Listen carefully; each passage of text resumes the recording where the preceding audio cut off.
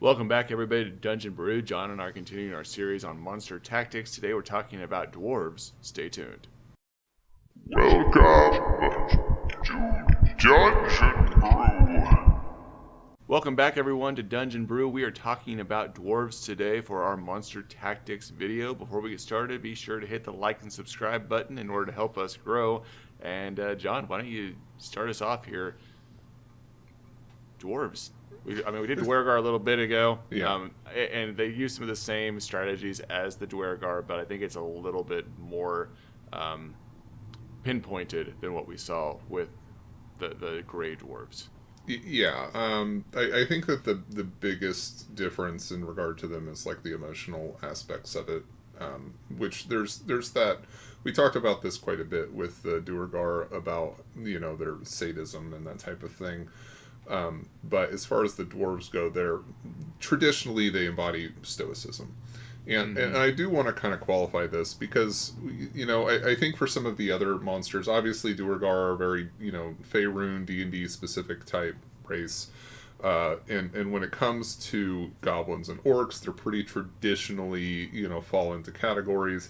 But when we're talking about dwarves, I think the gamut is a little bit wider. And I think for the most part, when I think about dwarves, I still think very much about a Tolkien dwarf more than I think about anything else. But there are still things that have carried over, over the decades of, dwarves being a part of fantasy, fiction, that they have a lot of traits that are the same. And I think stoicism is one of those that's very ingrained for me as being a very dwarven trait.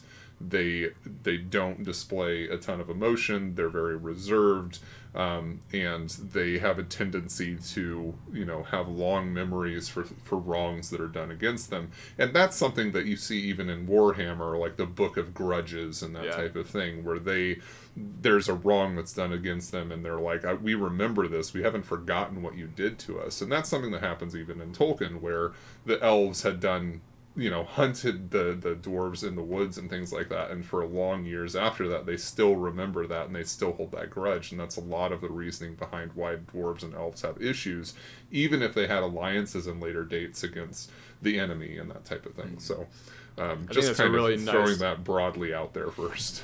Yeah, a really nice disclaimer that says that dwarves are going to change and adjust based on the culture that you set up for them in your world building process, but we're kind of looking at mainstream dwarven understanding, and we're talking about these tactics to give you some initial ideas of how you might utilize them. Right.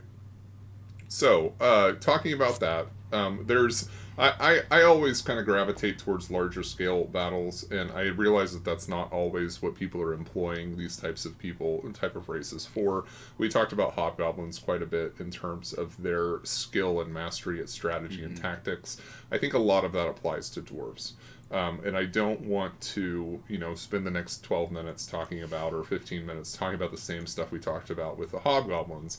I think if you watch the hobgoblin video, you're going to have a very good idea of this kind of strategies and tactics. So all of those things being true, and then we're going to kind of, talk about some differences and some add-ons and things like that as well. Yeah. I think that's good. Just knowing there's ranking systems and order that comes about in dwarves acting, but looking at that video for more information. So one of the things that's specific to me, and I don't know where you wanted to jump in immediately with this, but when I think of dwarves in regards to things you need to understand about them is just their martial prowess in terms that they have access to most any type of weapon, any type of shield, the ability to train with those. So you're able to have different ranks or different formations within those ranks at different levels. You can have crossbowmen, you can have shieldsmen, you can have ragers, you can have, axemen, whatever it is in the company of any type of thing that we're going to be talking about to make it unique to them.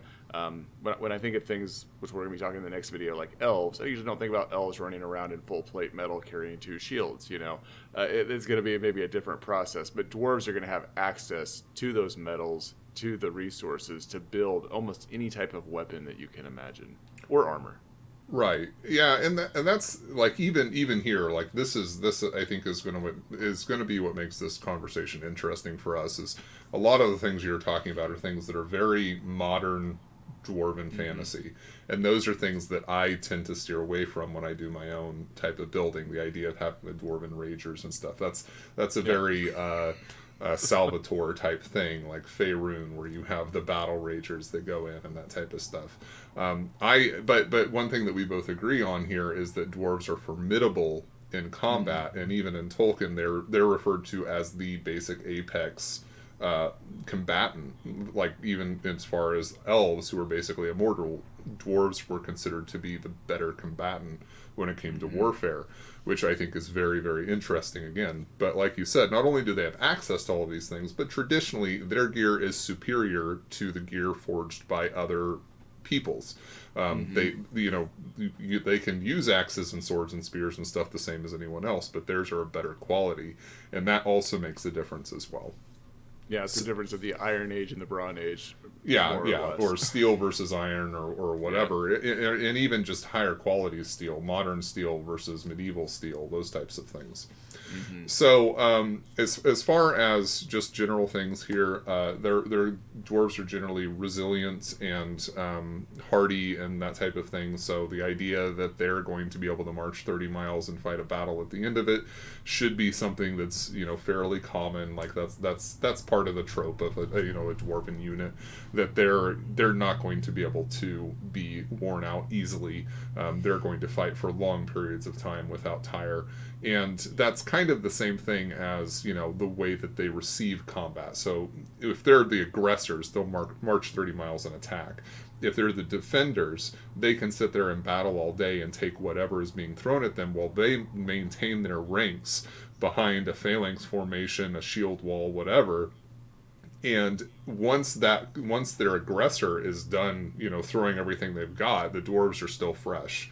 They're like, okay, you had your turn, now it's our turn to have ours, and they unleash their assault. And by that point, the assaulter is exhausted, and the dwarves are still, like I said, fairly fresh. I think that those are kind of common ideas where the dwarves know that they are superior when it comes to their resilience, their constitution, their ability to just engage in long physical activities, and they use that to their benefit.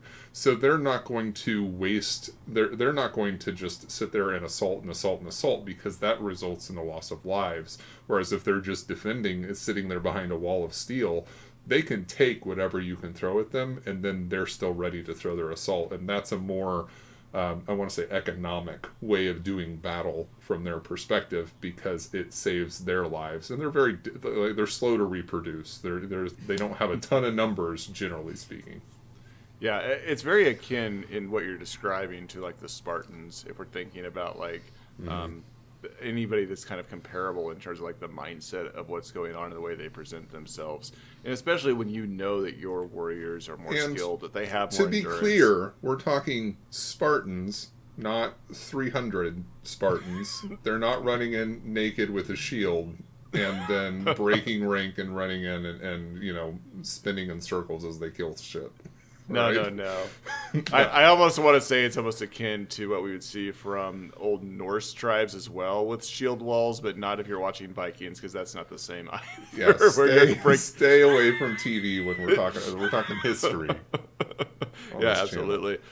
But when you know that your weaponry and your armor are superior, and you can stand there with, a shield wall made out of steel, and their arrows can't do anything against it all day long, and you know that your armor is superior as well, and it's just that knowledge of being the superior warrior and having the superior defense and knowing what you're capable of doing and moving in unison that I think is very central to understanding the dwarf.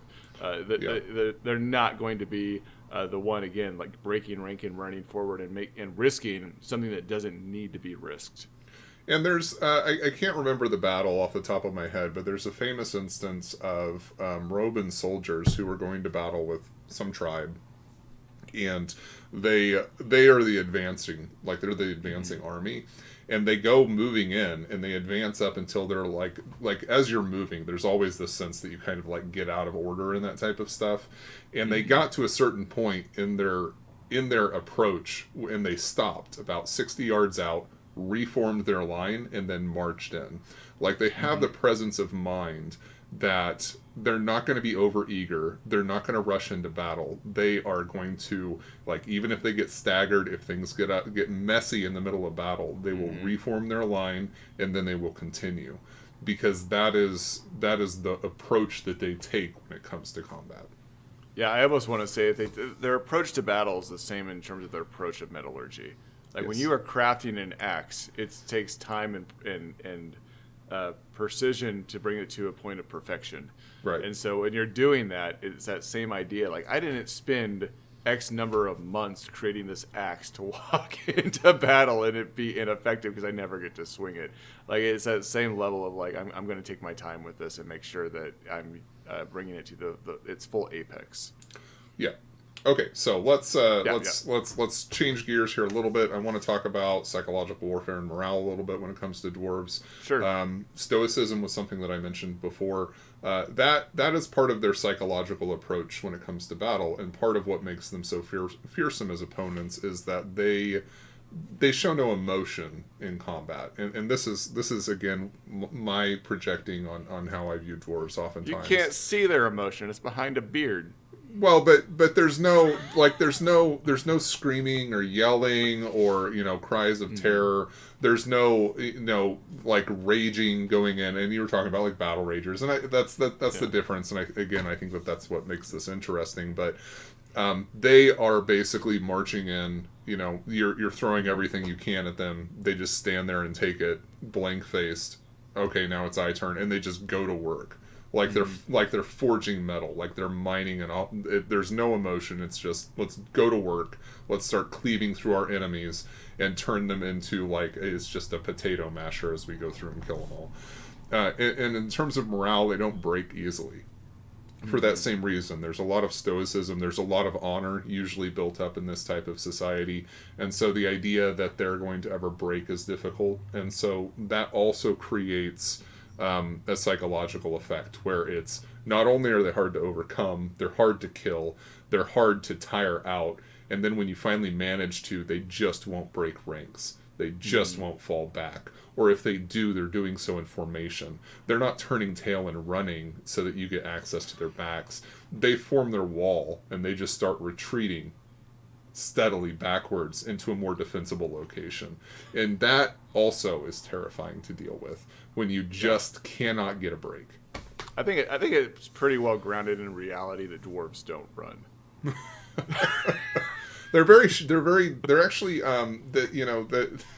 I think that they're probably pretty dangerous when they just do decide to charge, but they're not going to make use of the nonsense mountain goat cavalry stuff. I say no to that in all of its forms and its ridiculousness. They may use ponies and things like that, but I don't think they're going to have a cavalry unit. That just doesn't make sense for the way that they do warfare. They're more deliberate, I think, in a lot of regards, and where they're going to keep ponies inside of a mountain.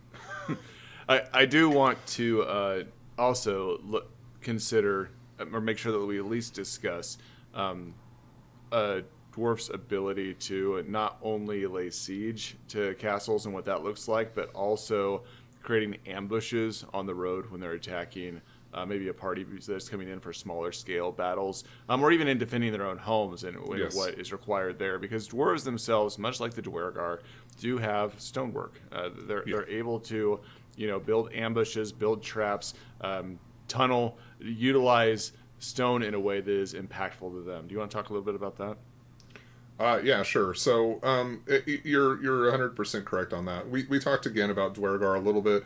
I would say that a lot of those things also apply again to dwarves, but maybe a little bit more mercifully. They're not going to try and drop lava on your heads to listen to you scream, but at the same time, they're not above rigging the mines that lead into their main home to collapse if they're being assaulted. So as they're digging their mines, they're just not haphazardly doing this. They've learned over time that there are dangers that lurk in the mountains, and so having roads that lead directly into your home are a bad thing. So as they dig their mines, they just set it up to where there's collapse points, And so goblins or orcs or somebody else makes it into their mine shafts. They go, oh, they've made it into the eastern mines, collapse them. And they just collapse all of those mines. They can always dig them out later. They're patient. That's not a big deal. So they put in these defenses for things like not only underground but above ground. So they're going to have rock slides rigged to fall. They're going to have mountain streams that they have set up to where they can redirect the flow of, that will provide support or cover for the various roads or pathways that lead into the entrance of the mountain. And you're not going to beat them in siege warfare. They design their homes to basically live underground for long periods of time, and there's no reality in which you are going to cut them off from supplies in such a way that makes it to where you can wait them out. Like, it just isn't going to happen. And if they do need supply lines, then they do need logistics. They're all going to be underground anyway. They're not going to do overland supply lines. They're just going to dig a tunnel to the next dwarven city over, and it may take them 10 years to do it, but they'll just make a hole over to the next dwarven city where they're going to get supplies fed fresh. And there's again, siege warfare is not something you're going to be able to handle from a defensive perspective. Yeah, I was going to say, in regards to them even attacking towns that are set up, if you do want to put dwarves into your campaign where they are leading the assault, they're not going to rush the walls with siege equipment and try to like bust down the gates and do those types of things. They are going to take their time and tunnel underneath the walls. If they have access to, black powder or something, maybe they'll use explosives to cause some damage or to expedite that process to get where they need to be at as miners, but they themselves are not going to just like run up the walls or try to use some ladders to climb over or something along those lines. And again, they're patient in doing this, like you're talking about. They may spend 10 years digging those tunnels to get to a place to get into a major city to attack it, which is why the Battle of the Five Armies always drove me crazy. Like you mentioned, having dwarves on goats charging the walls. It's a mountain of their home. They're just going to. But that's what I'm saying. That's what drove me crazy about that. Like they would dig into the side of the mountain or dig underneath it and go where they need to go. They're not going to charge the front gates on a goat. Yeah. I'm just going to leave all of that aside. But no, I agree. They're going to sap the walls. They're just going to they're just going to dig down and go underneath the walls. There's no reason to assault the walls directly. If they do anything like that, it's going to be a distraction. They'll form up their phalanx, their shield wall. They'll march at the wall, let the arrows hit their shields as, they're like, oh, there's an assault coming. It draws all the archers to the walls. And meanwhile, they've actually spent the last, 3 months digging underneath the walls, and all of their army actually pops up inside the keep somewhere. That's the approach that they're going to take. It's patience, it's deliberateness, it's using the skill sets that they have, using the equipment that they have. They have the weapons, they have the armor. There's no reason for them to risk more lives than are necessary in their assault. So I think in terms of their defenses, smaller troops, a lot of these things are going to be true.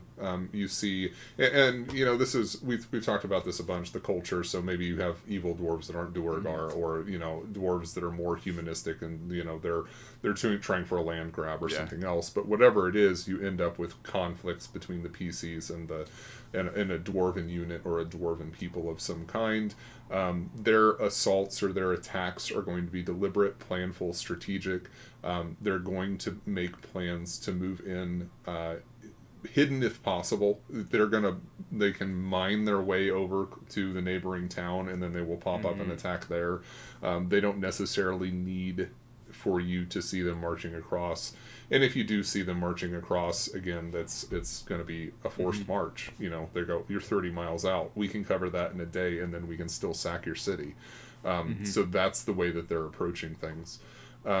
In terms of ambushes, most of their ambushes, I think I mentioned this before, are going to be similar to the Duergar. They're going to do things like, mine out an eighth of a mile of stretch of road, and so whenever the supply wagons go across it, they'll just collapse the entire thing and drop you down, 10 feet into the ground, where they then surround you, covering you with crossbows or something like that.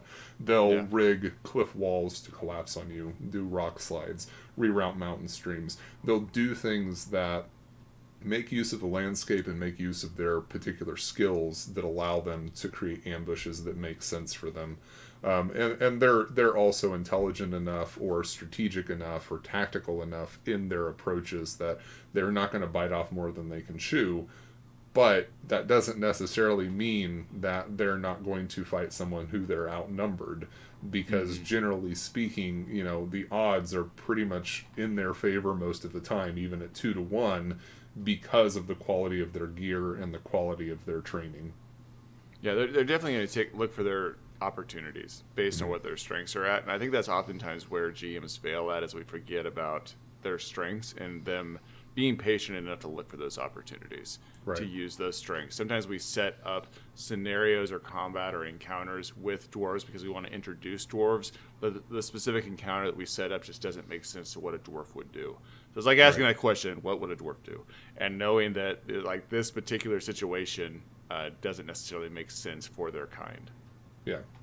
All right. I think that's about covers it on dwarves, though. I'm a little bit skewed in my view. They're one of my favorite, and I always give them way more credit than they're probably due, but I'll stand by it. All right. Well, you guys make sure that you leave us some comments down below. Let us know what you like, what you don't like, what else you'd like to hear us talk about, and we'll see you all next time. Judge and brew. Sorry, my green screen's doing something crazy, so you guys are probably going to get all sorts of just wild stuff right now because the sun has moved. Yep, I noticed. It's like wild right now. Okay.